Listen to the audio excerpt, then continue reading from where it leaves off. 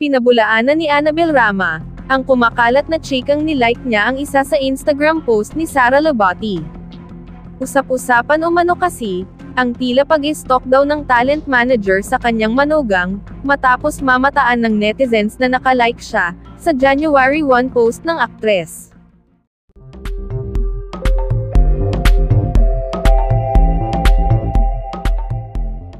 Marami ngayon ang nakamasid sa kilos ng kampo ni na Annabel at kampo ni na Sara, dahil sa chikang hiwalay na ang huli kay Richard Gutierrez, at may balita ring inaayos na nila ang kanilang annulment. Agad rin namang binawi ni Annabel ang pagkakalike ng kanyang IG account sa post ni Sara, kung saan makikitang nagbabakasyon silang mag-ina, sa Panglao, Bohol.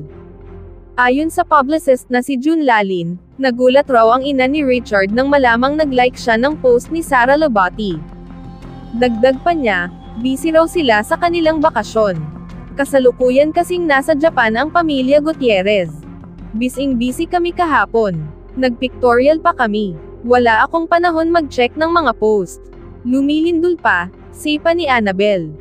Chika pa niya, maaaring isa sa kanyang mga apo, ang aksidenteng nakapindot sa naturang post ni Sara. Alam mo naman ang mga apo ko, ang hilig hiramin ang phone ko. Baka napindot nila, sipa ni Annabel.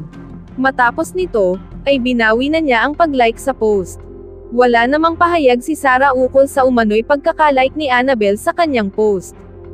Samantala, palaban naman at mukhang wala ring inuurungan ang nanay ni Sara Loboty, lalo na sa isyu ng paghihiwalay ng kanyang anak at ni Richard Gutierrez.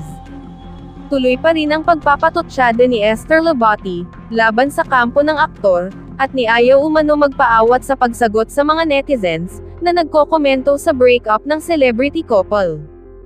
Kapag may nakita siyang komento ng netizens, na feeling niya ay kailangan niyang sagutin ay talagang nagre-reply siya, para umano ipagtanggol si Sara. Tulad na lang ng pagsagot niya sa isang comment ng isang Instagram user, sa litratong ipinost ni Sara kasama ang kanyang mga anak kay Richard, na sina Zion at Kay, last Christmas Day, December 25, 2023. Ang tanging caption na inilagay ni Sara dito, ay praying hands at heart emojis. Sa post na ito ni Sara, unang ibinandera ni Esther sa madlang people, na totoong hiwalay na ang kanyang anak sa aktor, pero co-parenting daw ang mga ito sa dalawa nilang anak. Nitong nagdaang araw, isang IG follower ni Sara ang nag-post sa comment section, ng kanyang IG photo, tungkol sa umano'y plano raw ni Richard, na ipa-DNA test ang isang anak nila. Sabi ng netizen, bilang babae, matatanggap ko siguro yung mga mali ng asawa ko, pero yung ipa-DNA test yung anak ko, kasi baka hindi daw anak ng asawa ko. It's too much to bear. Hindi nga ito pinalampas ni Esther at sinagot ang netizen, grabe. Bakit kaya galit siya kay Sara? Hindi nga pinapayagan si Sara na walang bodyguard, ngayon na lang na yan nakakalabas kasama pa kami. Hindi pa rin sumasagot si Sara sa mga comments ng kanyang social media followers. Until now, ay nananahimik pa rin sila ni Richard tungkol sa tunay na estado ng kanilang relasyon. Wala namang kumpirmasyon o pagde-deny ang kampo ni Richard, tungkol sa chika about DNA test.